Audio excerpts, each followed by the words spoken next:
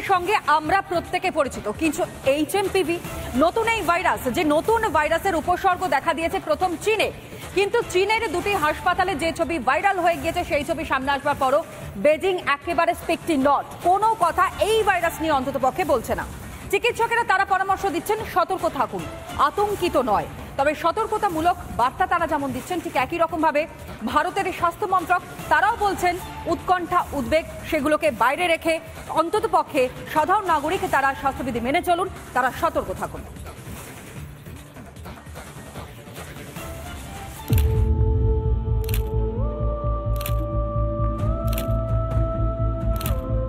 কোভিডের দিনগুলো মনে পড়লেই চোখে ভাসে একের পর এক বিভৎস ছবি।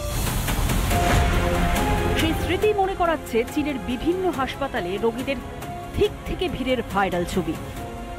আতঙ্কের নতুন নাম HMPV ভাইরাস, যদিও এখনো চীন সরকার এই নিয়ে স্পিকটি নট। করোনার মতোই উপসর্গ HMPVর। আক্রান্তের হতে পারে জ্বর, সর্দি, গলা ব্যথা ও শ্বাসকষ্টের সম্ভাবনা। শিশু ও বৃদ্ধরা আক্রান্ত হতে পারে। শিশু ও প্রবীণদের ক্ষেত্রে দুশ্চিন্তার কারণ হতে পারে HMPV, এমনটাই মত চিকিৎসকদের। কি বলছেন চিকিৎসকরা? কিন্তু এ খুব জটিল নয়, কিন্তু বয়স্ক লোক বা যাদের প্রতিরোধ করার ক্ষমতা কম, অন্যান্য ভাইরাসের মতন এই ভাইরাসও কিন্তু জটিল থেকে জটিলতর পরিস্থিতি করতে পারে। ভাইরাস কিন্তু খুব মৃদু উপসর্গগুলো নিয়ে আসে, সর্দি কাশি সামান্য জ্বর, এটাতে চলে যায়, এমনিতেই চলে যায়, এটা নিয়ে ভয় পাওয়ার কিছু নেই। ওই সর্দি কাশি, গলা ব্যথা, হাঁচি, নাক দিয়ে জল পড়া আর হাত পা ব্যথা, জ্বর এরকম হয়, এবং বাড়াবাড়ি হলে বুকে ইনফেকশন হয়ে গিয়ে নিউমোনিয়া টাইপের হতে পারে, বা এগুলির পরে আবার একটা ব্যাকটেরিয়াল ইনফেকশন হতে পারে, সেই রিস্ক থাকে। তবে HMPV নিয়ে উদ্বেগের কোনো কারণ নেই বলে জানিয়েছে কেন্দ্র। मेटान्यूमो वायरस एक नॉर्मल रेस्पिरेटरी वायरस है जो जुकाम जैसी बीमारी करता है। हमारे हॉस्पिटल्स और इंस्टीट्यूशंस इनको हैंडल करने के लिए तैयार हैं। चिंता करने की आवश्यकता देश को नहीं है इसमें। করোনার মতোই HMPVও অতিমারীর আকার ধারণ করতে পারে বলে আশঙ্কা অনেকেরই। চিকিৎসার পর্যাপ্ত পরিকাঠামো প্রস্তুত আছে বলে আশ্বাস দিয়েছে কেন্দ্র। কিন্তু করোনা অতিমারীর ক্ষত 5 বছর পরও দগদগে। ফিরে আসবে না তো সেই ভয়ঙ্কর দিনগুলো? আতঙ্ক কাটছে না কিছুতেই। রিপাবলিক বাংলা। দেশ হোক বা বাংলাদেশ, যে কোনো সংকটে চুলচেরা বিশ্লেষণ, তীক্ষ্ণ বাণী, ছিন্ন ভিন্ন সব কুযুক্তির জাল, মানুষের প্রশ্ন নিয়ে নেতাদের মুখোশ খোলে অনির্বাণ। প্রাইম টাইমে সন্ধ্যে 6টায় 1 নম্বর অনির্বাণের অগ্নিবাণ। আর এই মুহূর্তে যেই খবর আপনাদের সামনে রাখবো, অত্যন্ত সক্রিয় জসিমউদ্দিন রায়মানি, নিশ্চয়ই এই নামটার সঙ্গে আপনারা পরিচিত। জঙ্গি কার্যকলাপ এবং জঙ্গি কার্যকলাপের প্রচার করবার জন্য যার নাম সামনে আসছে, জেল থেকে মুক্তির পরে আরো সক্রিয়। কি কারণে, কেন, কি পরবর্তী পদক্ষেপ, সমস্তটা আপনাদের সামনে আমরা তুলে ধরবার চেষ্টা করবো। আর এই মুহূর্তে সৈকত আমার প্রতিনিধি আমাদের সঙ্গে রয়েছে, বিস্তারিত সৈকত জানাবে। সৈকত,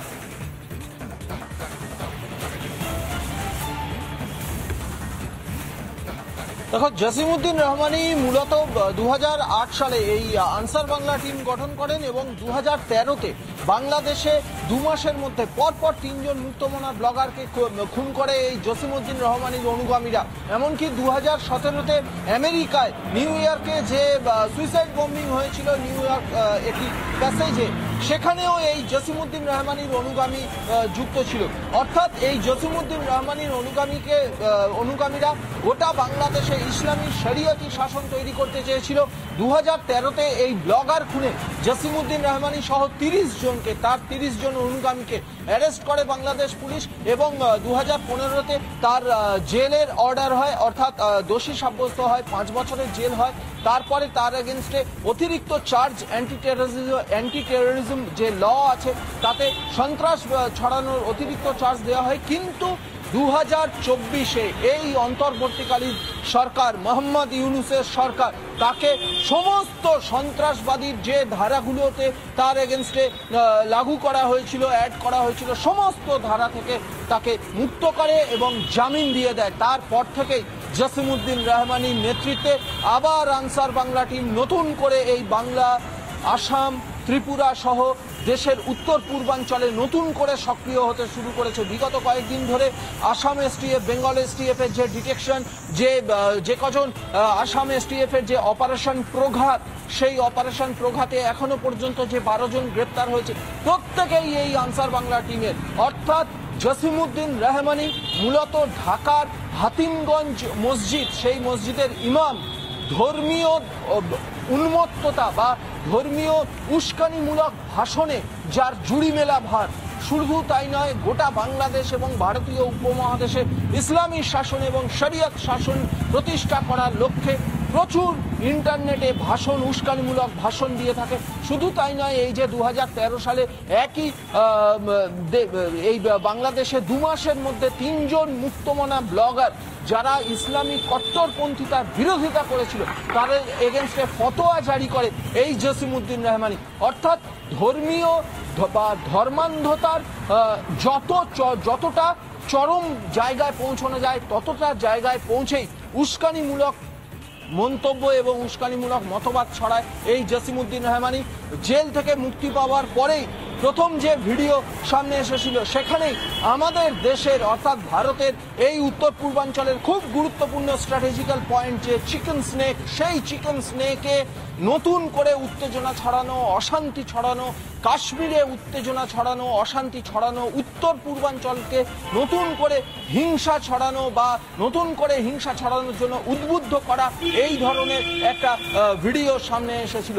অর্থাৎ এই জসিমউদ্দিন রহমানি বাংলাদেশের বর্তমান অন্তর্বর্তীকালীন সরকার মোহাম্মদ ইউনূসের নেতৃত্বে যে সরকার, সেই সরকারের বলতে গেলে প্রচ্ছন্ন মদতে, সম্পূর্ণ মদতে আবার নতুন করে সন্ত্রাস ছড়াতে চাইছে। একেবারে তাই। সন্ত্রাসমূলক কাজকর্ম তো আগেই ছিল এবং নতুন করে সন্ত্রাসমূলক কাজকর্ম আরো যাতে ছড়িয়ে ফেলা যায়, সেই কারণের জন্য এতটা সক্রিয় ভূমিকায় জেল মুক্তির পর দেখা যাচ্ছে এই ব্যক্তিকে, অর্থাৎ যেই জঙ্গির কথা আপনাদের সামনে আমরা তুলে ধরলাম। আপাতত ধন্যবাদ জানাই সৈকত তোমায়।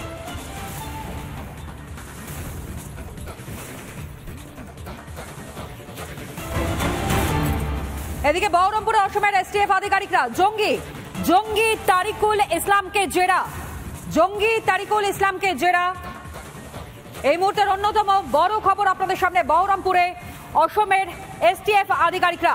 ইন্দ্রাশিস আমাদের প্রতিনিধি এই মুহূর্তে আমাদের সঙ্গে রয়েছে, বিস্তারিত জানাও ইন্দ্রাশিস। দেখো, এই যে 2014 সালে খাগড়াগড় বিস্ফোরণ কাণ্ড, এবং সেই খাগড়াগড় বিস্ফোরণ কাণ্ডেই কিন্তু অন্যতম জেএমবি জঙ্গি ছিল এই তারিকুল ইসলাম ওরফে সাদেক সুমন, এবং তার সঙ্গে কিন্তু এই আব্বাস আলী, যাকে মুর্শিদাবাদের হরিহরপাড়া থেকে গ্রেপ্তার করা হয়েছে, তার সঙ্গে কিন্তু একাধিকবার তার কথা হয়েছে। এবং জেলে গিয়েও এই আব্বাস আলী, তুমি জানো যে বধূ নির্যাতনের একটি মামলা, এবং সেই মামলাতে বহরমপুর সেন্ট্রাল জেলে কিন্তু ছিল এই তারিকুল আব্বাস আলী, এবং সেই সময়ই এই তারিকুল ইসলামের সঙ্গে তার পরিচয় হয়। এবং যে নাশকতার ছক, বাংলা জুড়ে যে নাশকতার ছক, সেই নাশকতার ছক চালানোর জন্য এই তারিকুল ইসলামের সঙ্গে কিন্তু তা একাধিকবার কথা বলে, এবং সেই তথ্য পাওয়ার পরেই আজকে বহরমপুর সেন্ট্রাল জেলে এসেছে এই অসম স্টেপের গাড়ি। তুমি দেখতে পাচ্ছ সেই গাড়ির ঠিক পেছনে আমি রয়েছি, এই মুহূর্তে সরাসরি সেই ছবি আমি তুলে ধরার চেষ্টা করছি। অসম স্টেপের গাড়ি এই মুহূর্তে বহরমপুর সেন্ট্রাল জেল থেকে বেরিয়ে কিন্তু বহরমপুর কোর্টের দিকে যাচ্ছে, এবং সেখানে কোর্টের অর্ডার নিয়ে কিন্তু এই তারিকুল ইসলামকে সেখানে জিজ্ঞাসাবাদ করা হবে। আমি দেখানোর চেষ্টা করছি এই মুহূর্তে অসম স্টেপের গাড়ি, দুটি গাড়ি তারা কিন্তু এখানে যাচ্ছে, এবং আমরা দেখতে পাচ্ছি দুটি গাড়িতে করে যারা আধিকারিকরা রয়েছেন এসটিএফের, তারা এখানে রয়েছেন। পাশাপাশি যারা এখানকার যারা কেন্দ্রীয় আধা সামরিক বাহিনী যারা রয়েছে, তাদের একটি গাড়ি রয়েছে। সব মিলিয়ে এই মুহূর্তে বহরমপুর কোর্টের ঠিক কিছুটা দূরে আমি এই মুহূর্তে দাঁড়িয়ে রয়েছি, ঠিক কিছুটা দূরত্বে এই মুহূর্তে কনভয় যাচ্ছে, তুমি দেখতে পাচ্ছ। নজর রাখো ইন্দ্রাশিস, নজর রাখো। আপাতত ধন্যবাদ জানাই তোমায়।